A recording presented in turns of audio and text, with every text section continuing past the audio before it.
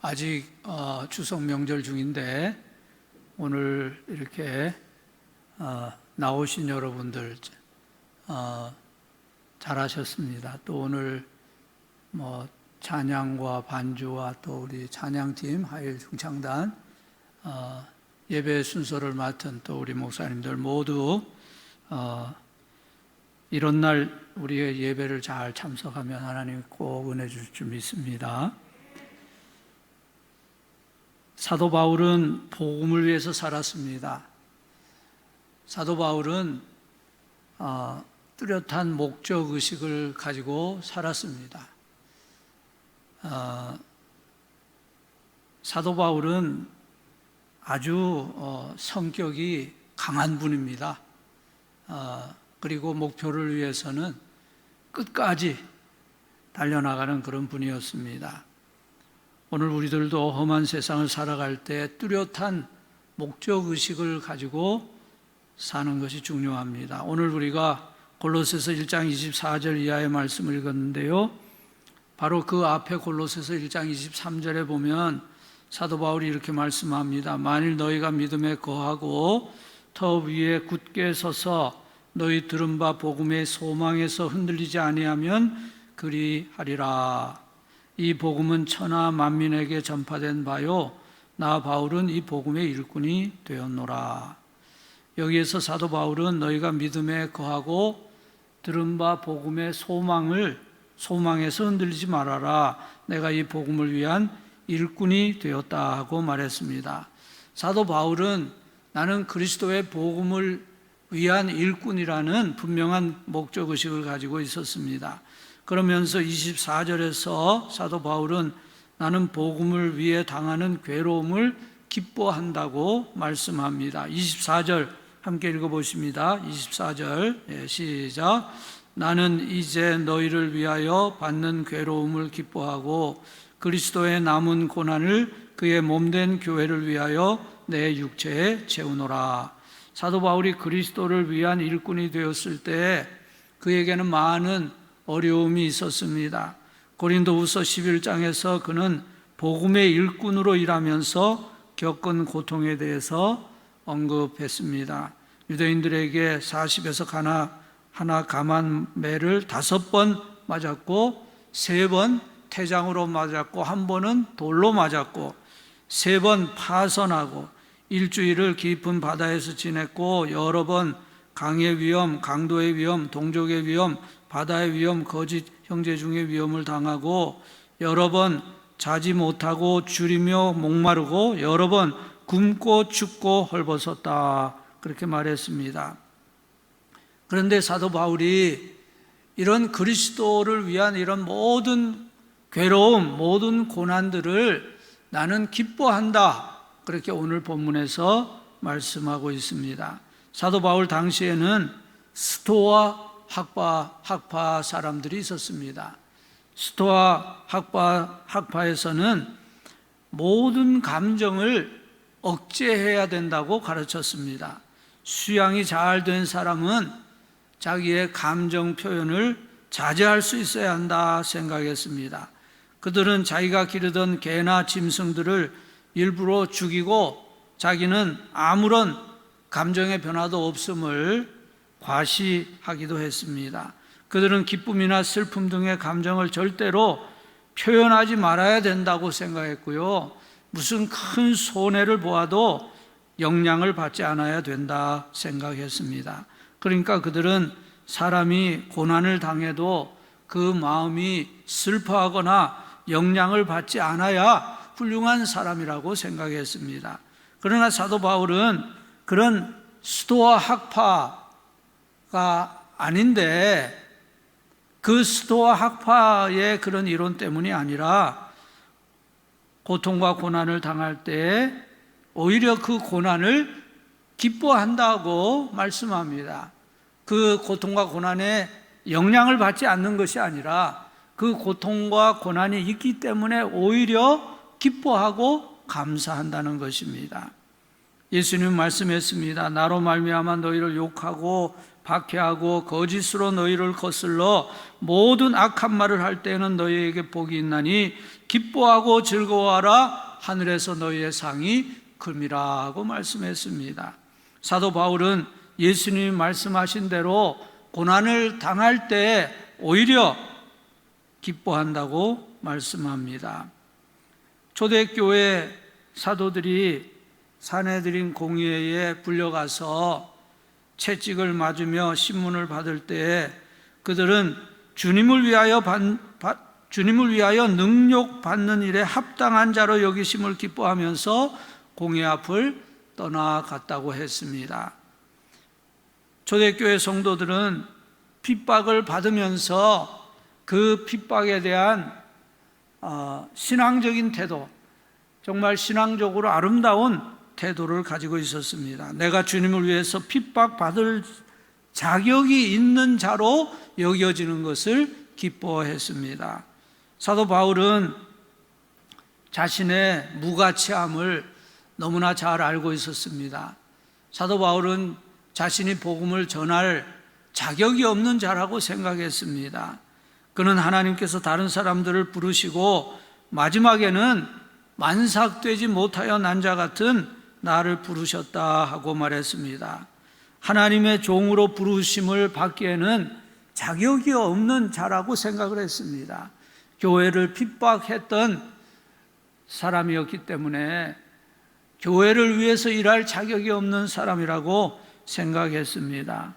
그는 자신은 죄인 중에 괴수라고 했습니다. 그런데 이제 그가 그리스도의 종으로서 고난과 핍박을 견딜 뿐 아니라 나는 이제 너희를 위해 받는 고난을 기뻐한다 하고 말했습니다.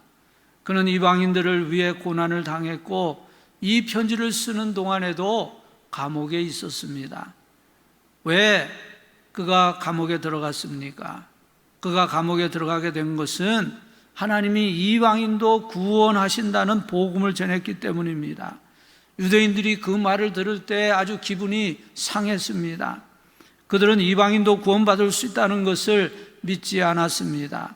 그래서 사도 바울이 유대인들 앞에서 이방인들도 복음을 받아들였다는 그런 사실을 전할 때 그들은 막 소리를 지르면서 저놈을 죽여라고 외쳤고, 그때 영문을 모르는 로마 군인들이 바울을 체포했습니다. 그리고 바울이 가이사 황제에게 재판을 청원했기 때문에 로마의 감옥에까지 와서 이 골로새서를 쓰고 있었습니다. 하나님의 은혜는 이방인을 포함한 모든 사람에게 미친다는 사실을 전파하였기 때문에 그는 고난을 당하게 되었습니다. 그러므로 바울은 나는 이제 너희를 위하여 받는 괴로움을 기뻐하고 그리스도의 남은 고난을 그의 몸된 교회를 위하여 내 육체에 채우노라 하고 말했습니다. 그리스도의 남은 고난이 무엇입니까? 그리스도의 고난이 우리의 구원을 위해서 부족하다고 하는 의미는 아닙니다. 그리스도는 십자가 위에서 다 이루었다, 테텔레스타이라, 다 성취하였다 이렇게 선언하셨습니다. 그리스도는 십자가 위에서 우리의 죄를 위해 단번에 그리고 영원히 돌아가셨습니다. 그의 고난과 죽음은 우리를 완전히 구원하셨습니다. 그러므로 바울의 고난은 사람들의 구원을 위한 고난은 될 수 없습니다. 주님의 고난은 속죄를 위한 고난이었고 사도 바울의 고난은 주님의 나라를 건설하기 위한, 하나님의 교회를 세우기 위한 고난이었습니다. 중요한 것은 사도 바울은 자기가 복음을 위해 겪는 고난을 통해서 주님과 자신을 일치시키고 있었다고 하는 것입니다. 사도 바울은 생각합니다. 내가 고난을 당하는 것은 사람들이 나를 미워하기 때문이 아니라 그리스도를 미워하기 때문이다. 바울에 대한 핍박은 사도 바울 자신에게 대한 핍박만이 아니라 바울이 모시고 있는 그리스도에 대한 핍박임을 알게 되었습니다. 우리 신앙인이 신앙생활을 하다 보면 어떤 때는 이유 없이 사람들이 우리를 사납게 대할 때가 있습니다. 많은 경우에 그것은 우리 자신에 대한 공격이 아니라 우리가 주님의 사람이기 때문에, 우리가 주님과 동행하기 때문에 오는 공격일 때가 많습니다. 우리가 주님을 모시고 사는 동안 주님이 주시는 기쁨, 주님이 주시는 평안을 경험합니다.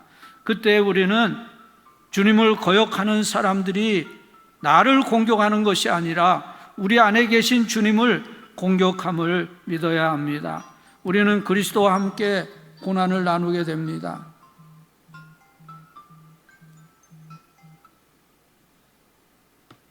다시 전화 드릴게요. 지금 굉장히 위급한 성도님이 있는데 아마 그 소식인 것 같습니다.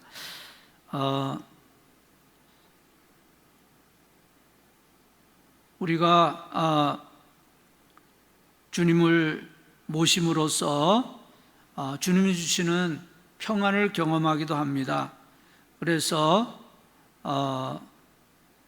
그것이 우리가 신앙인으로서 가지는 그런 축복입니다. 그런데 주님을 거역하는 사람들은 그런 우리 그리스도인의 모습을 볼 때 우리를 공격해 오는데, 우리를 공격한다기보다는 우리 안에 계신 주님을 공격하는 것입니다. 그래서 우리는 그리스도와 함께 고난을 나누게 됩니다. 우리는 그리스도와 함께 그 고난을 견디어 나갑니다. 그리스도를 향해 주어지는 고통을 우리의 몸으로 받음으로써 그리스도의 남은 고난을 채워 나가게 됩니다. 그것이 초대교회 성도들의 고난에 대한 태도였습니다. 그리스도에게 향한 고통을 내가 육신적으로 감당함으로 그들은 그리스도와 함께 기뻐했습니다. 주님, 제가 주님의 남은 고난을 채우니 감사합니다. 제가 주님을 위해 이 고난을 받게 되니 감사합니다. 그들은 그런 기회를 주심을 감사했습니다. 우리가 누구와 가장 가까워지게 되는 때는 그 사람과 고통을 함께 나눌 때입니다. 우리가 다른 사람들과 함께 웃으며 교제하면 그 사람들과 가까워집니다. 함께 농담도 하고 운동도 같이 하고 한 팀이 되어서 운동을 함께 할 때 그 사람과 가까워집니다.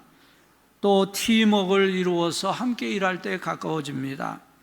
그러나 가장 가까워지는 것은 함께 눈물을 흘리고 함께 고난을 겪을 때입니다. 우리가 그리스도와 함께 고난을 나눌 때 우리는 그리스도와 가장 가까워지게 됩니다. 주님의 고난을 내가 담당하고 그리스도에 대한 이 세상의 미움을 내가 짊어질 때 주님은 나를 기억해 주십니다.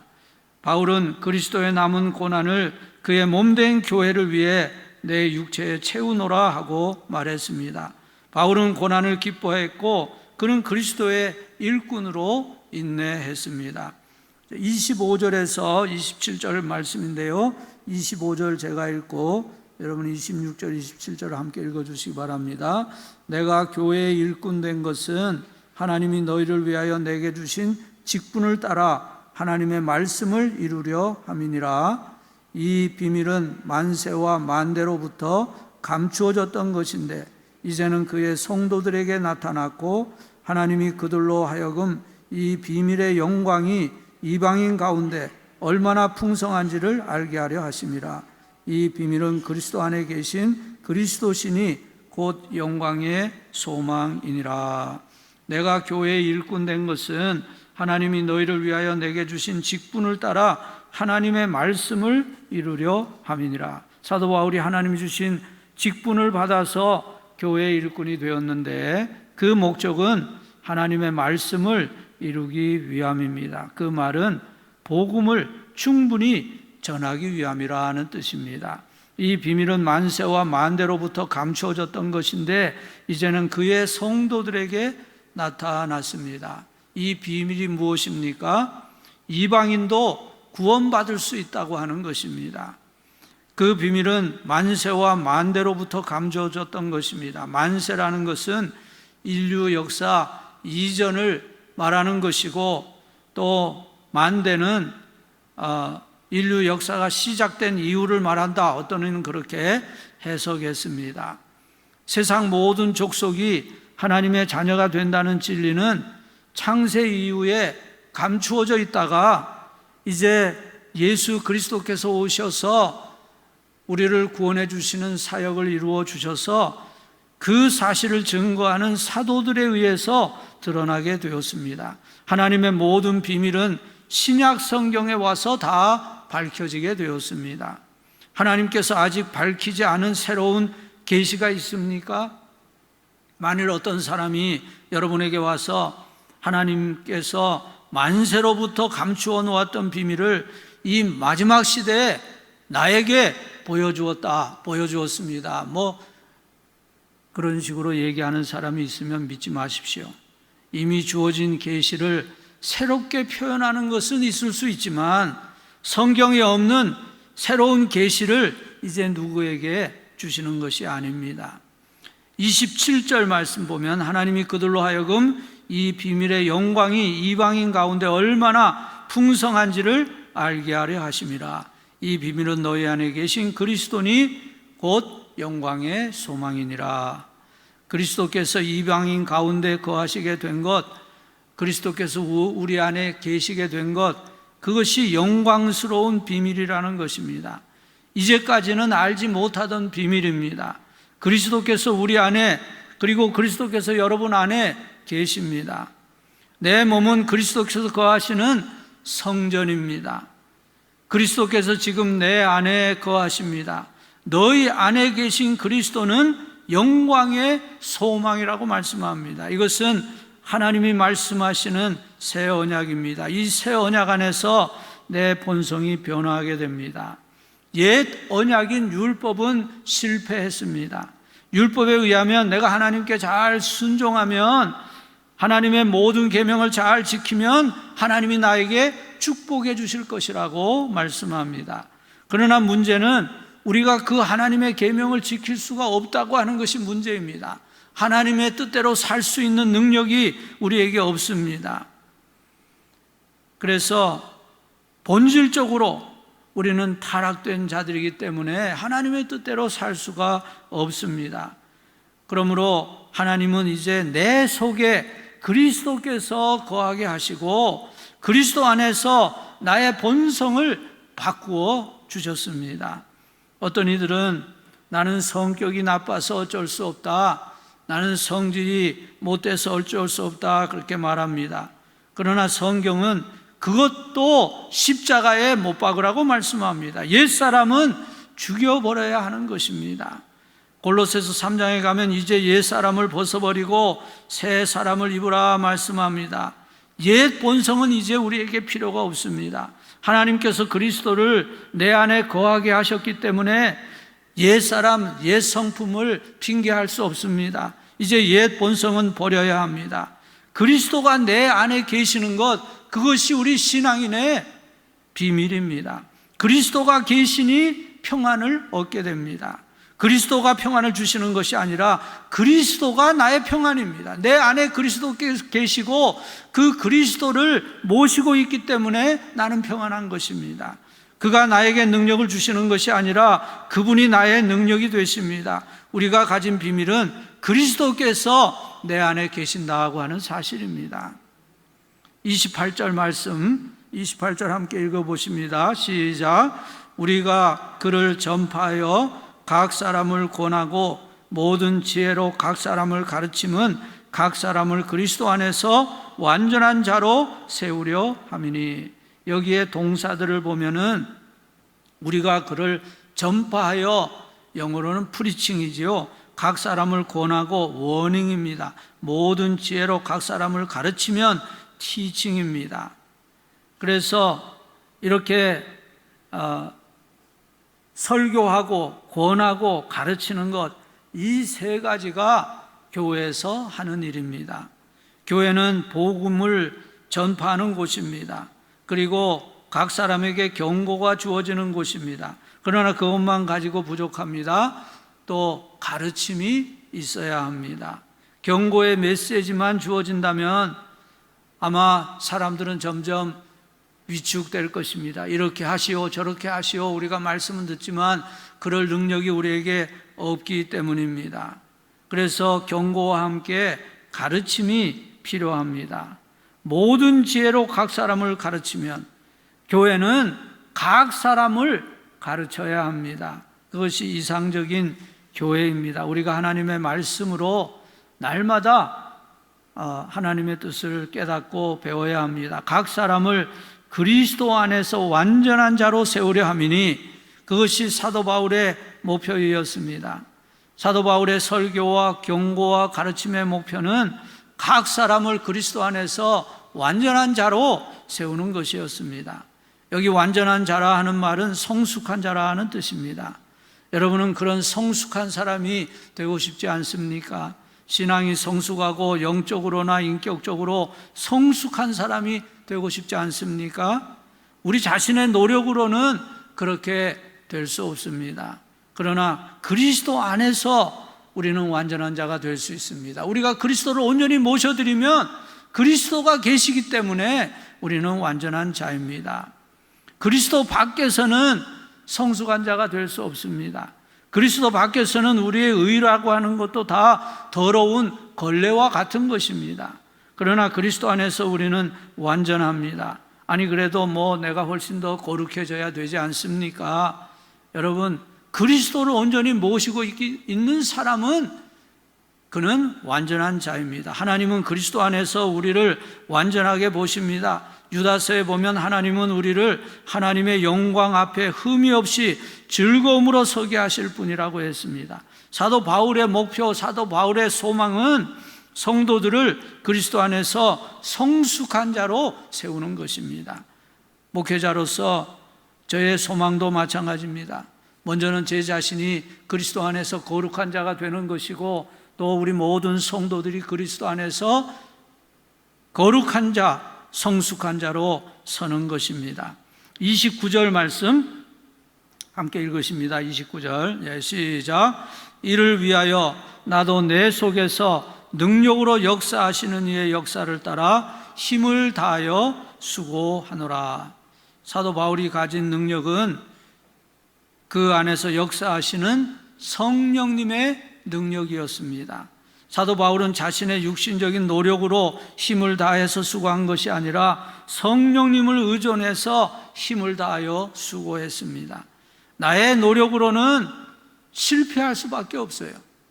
내가 열심히 노력을 해서 하나님을 기쁘시게 해드리고 열심히 노력해서 하나님의 일을 다 잘하려고 수고해도 그것으로는 결국은 실패할 수밖에 없습니다. 신앙인의 진정한 능력은 성령님께 온전히 순종할 때에 주어지는 것이에요. 성령님이 내 삶 속에서 역사하시도록 성령님께 나의 중심을, 내 마음의 중심을 내어드려야 합니다. 그때 성령님께서 내 삶 속에서 하나님의 목적을 이루실 것입니다. 그리고 우리는 그리스도의 형상을 닮아갈 것입니다. 결론은 이것입니다. 그리스도를 온전히 모셔드려야 합니다. 그리스도를 온전히 모셔드리면 성령님이 우리 안에 계셔서 우리를 도와주십니다. 그래서 성령님의 도우심으로 우리가 그리스도를 위한 고난을 회피하는 것이 아니라 그리스도를 위한 고난을 오히려 기뻐하면서 감당하게 될 것입니다. 또 성령님이 함께 하시면 우리가 복음을 전하고 복음적인 사명을 감당하게 될 것입니다. 그리고 우리는 그리스도 안에서 성숙한 신앙인으로 살아갈 것입니다. 주님이 원하시는 그런 선한 봉사의 사역도 잘 감당하게 될 것입니다. 주님을 온전히 모셔드리고 주님의 말씀대로 순종하는 그러한 신앙인의 삶을 살아가는 오늘 저와 여러분 될 수 있기를 주님의 이름으로 축복합니다.